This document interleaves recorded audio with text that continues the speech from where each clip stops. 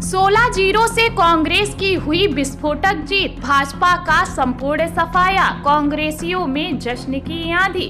बता दें, मध्य प्रदेश में नगरीय निकाय चुनाव के नतीजे आ गए हैं। ये नतीजे बीजेपी के लिए जश्न नहीं बल्कि टेंशन बढ़ाने वाले माने जा रहे हैं। दरअसल पिछली बार प्रदेश की सभी 16 नगर निगमों में कब्जा करने वाली बीजेपी को इस बार तगड़ा झटका लगा है। पार्टी के हाथ से 7 सीटें चली गई हैं, सिर्फ 9 सीटों पर जीत मिली है। बीजेपी ने पहले चरण में 7 शहरों में मेयर का चुनाव जीता था। दूसरे चरण की गिनती में आज सिर्फ 2 शहरों में जीत मिली है। कांग्रेस ने 5, निर्दलीय 1 और आप शहर में मेयर का चुनाव जीत पाई है।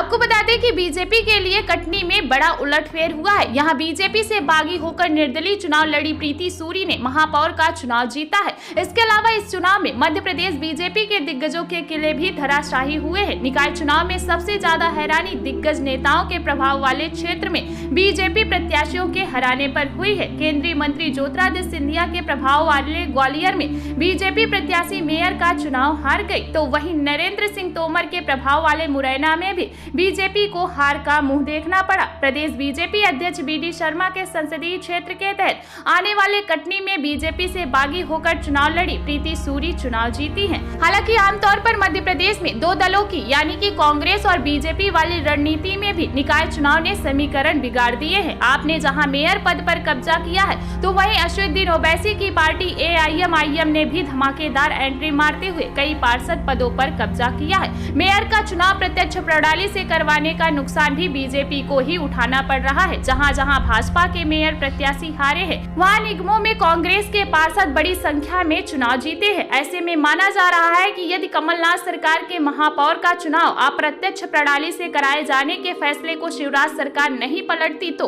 कई और निगमों में बीजेपी के मेयर बन सकते थे। फिलहाल ऐसे ही खबरों से अपडेट रहने के लिए सरोकार इंडिया से जुड़े रहे। सरोकार इंडिया न्यूज डेस्क की रिपोर्ट।